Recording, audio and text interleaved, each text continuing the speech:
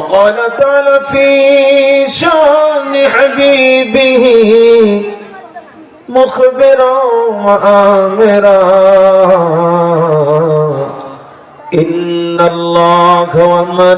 وملائكته يصلون على النبي يا أيها الذين آمنوا صلوا عليه وسلموا تسليما اللهم صل على سيدنا مولانا محمد وعلى آل سيدنا مولانا محمد कैसे कैसे ताजदार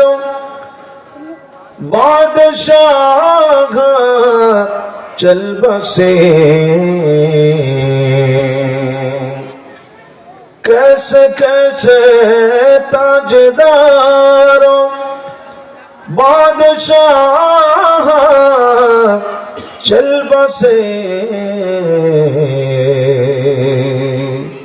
ये खजीना बाला खाना ये खजीना बाला खाना शान शौकत क्या हुई अल्लाहुम्मा सल्ले अला जोरे जोरे फन खुले मौलाना मुहम्मद वाला आले सय्यदना मौलाना আসমান জমিনের সবাই বলে নবী গো শুনিয়া আপনার কালাম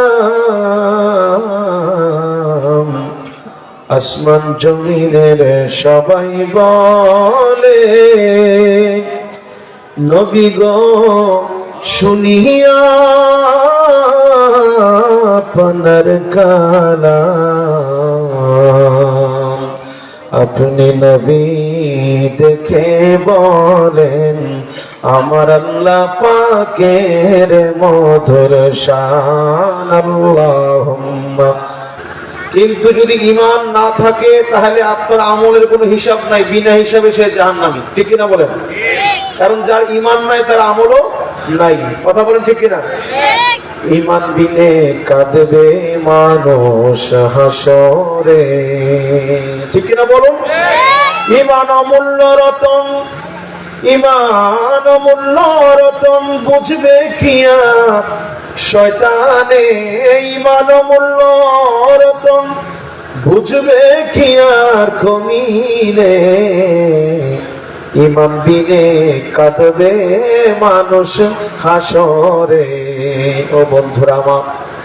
ঈমান মানেটা কি ঈমানের তিনটা বিষয় আছে কয়টা বিষয় তিনটা বিষয় প্রথমে আপনাকে হৃদয় দিয়ে অন্তর থেকে আল্লাহ ও রাসূল আল্লাহর মানে প্রেরণ করা যে বিষয়গুলোর উপরে বিশ্বাস করতে হুকুম করা হলো যত আল্লাহর তাকদীরের উপরে বিশ্বাস করা আমাদের তারপরে পরকালীন জীবন কিতাবের উপর বিশ্বাস করা রাসূলের উপরে বিশ্বাস করা এমনি করে যে বিষয়গুলোর উপরে বিশ্বাস করার কথা সেই বিষয়গুলো বিশ্বাস করা হৃদয় থেকে বিশ্বাস করা তাসদীক বিল জানান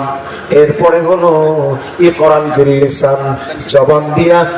দিয়া মুখে স্বীকার করতে হবে আশহাদু আল্লা ইলাহা ইল্লাল্লাহ ওয়া আশহাদু আন্না মুহাম্মাদান আবদুহু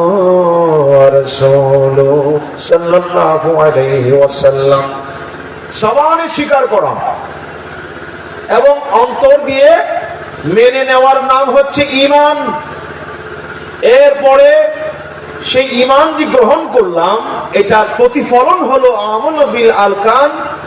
কাজে পরিণত করতে হবে আপনি যে আল্লাহকে মানলেন এই মানার ফলাফল কি আপনি আল্লাহর হুকুম মেনেছেন কিনা আল্লাহ পাক আমার নবীজিকে প্রেরণ করে যে শরীয়ত দ্বীনকে দিয়েছেন সেই দ্বীনকে আপনি মেনেছেন কিনা সেই দ্বীনের উপরে পরিপূর্ণ প্রবেশ করেছেন কিনা অর্থাৎ ইয়া আইয়ুহাল্লাযীনা আমানু, হে মুমিন বান্দারা তোমরা কি করো, লা তামুতুন্না ইল্লা ওয়া আনতুম মুসলিমুন, তোমরা পরিপূর্ণ মুসলমান না হয়ে মৃত্যুবরণ করিও না। তার মানে হলো জবানে স্বীকার করলেন, অন্তরে আপনি বিশ্বাস করে নিলেন, এরপরে কাজে যখন পরিণত করে দিলেন, ইমানের পরিপূর্ণতা হয়ে গেল। যারা ইমানদার তাদের ইমানের একটা বিশেষ ব্যাপার হলো জীবন যাবে কিন্তু ইমান ছাড়তে পারবে না। জোরে বলেন না সুবহানাল্লাহ। এই যে আমাদের পার্শ্ববর্তী রাষ্ট্রে ভারতে বহু উগ্রবাদী হিন্দু আছে, সব হিন্দুরা উগ্র না, কিছু উগ্রবাদী জঘন্য হিন্দু আছে যারা কি করে, যারা জোর করে মুসলমানের মুখ দিয়ে জয় শ্রীরাম মুখে উচ্চারণ করায়, অনেক অত্যাচার করে, আছে না নাই? আপনারা হয়তো অনেকে জানেন, অনেকে হয়তো জানেন না, বহু জায়গায় অনেক কষ্ট দেওয়া হয় যে আল্লাহকে বাদ দিয়ে মুখে মুখে জয় শ্রীরাম বলো। এখন এটা হচ্ছে যদি জীবন চলে যায়, জীবন বাঁচানোর জন্য যদি মুখ থেকে বের হয়ে যায়,